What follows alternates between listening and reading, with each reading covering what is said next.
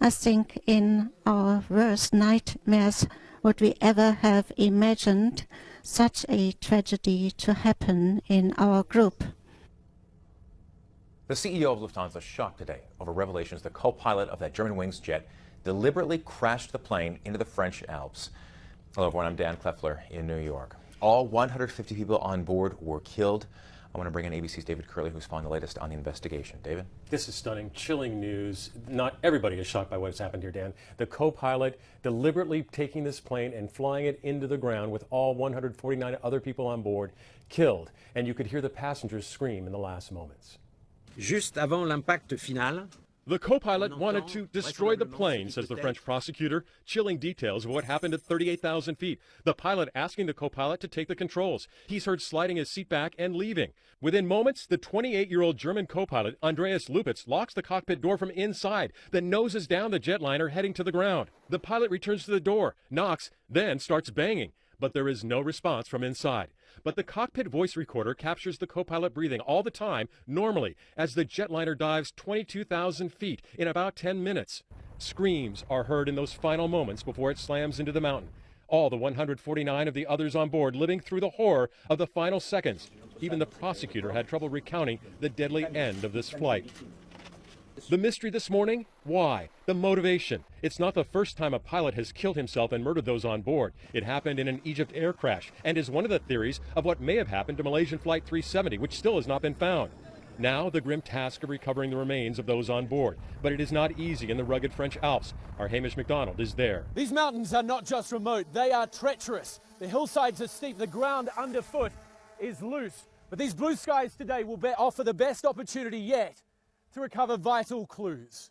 Investigators still want the flight data recorder with all its information of what was happening on the jet's systems. It may have broken apart, its heavy steel memory module possibly thrown hundreds of feet. We've seen this before. It can be very difficult to find them because with impact like this, that little device, which is slightly bigger than a baseball and very dense, can go quite a distance. Among those who lived through the terror of knowing they were going to crash, 3 Americans. Emily Silke was traveling with her mother Yvonne on the Tuesday morning flight from Barcelona to Dusseldorf. A third American still not identified, whose murdered remains are here with the others on the side of a mountain in the Alps. David, what do we know about this co-pilot, then?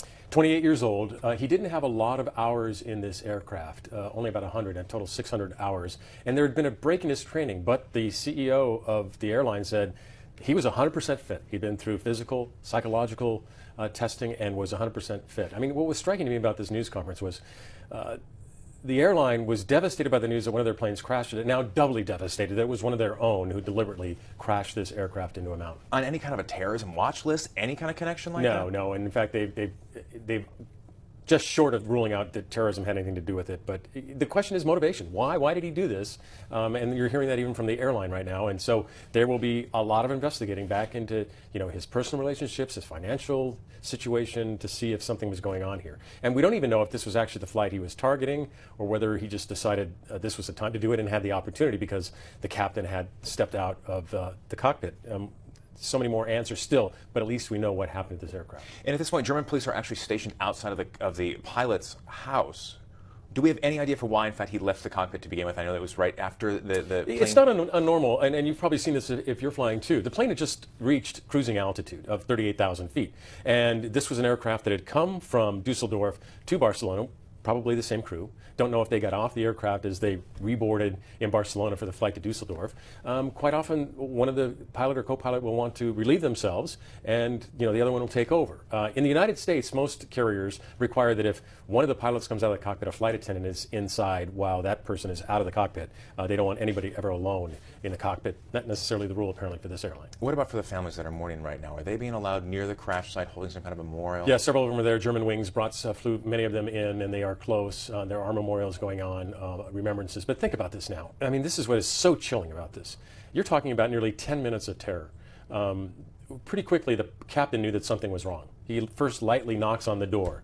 When he gets no response, he starts banging on the door. This is a single aisle aircraft. You've been on them, 737s, A320s, kind of the same configuration. Even if you're at the back of the plane and somebody's banging on the cockpit door, you know something's going on, and all the time you're losing altitude, you're descending.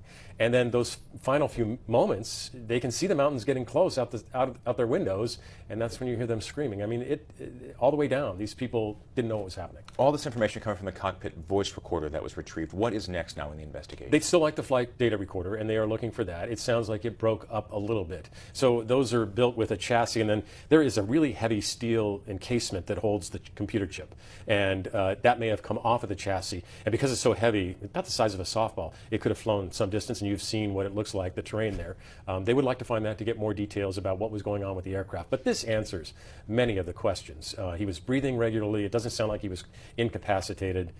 Some question that looks like he may have set the autopilot to go even below 6,000 feet and took it right down. I mean, usually when the few cases we've seen of pilots murdering and committing suicide, it's fairly erratic. They nose it straight down and just go. This was a controlled descent, a little faster than a normal descent, but I just can't imagine the passengers on board, and you are completely helpless to do anything. And the details exactly how quickly that had all descended, that will all be on that recorder, on the data recorder. Absolutely. I mean, we got good hits from radar that tell us that it was a little less than 10 minutes from the time that he started descending until the plane crashed.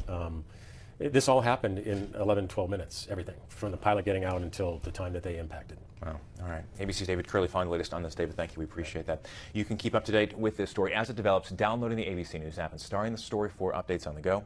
For now, I'm Dan Kleffler in New York.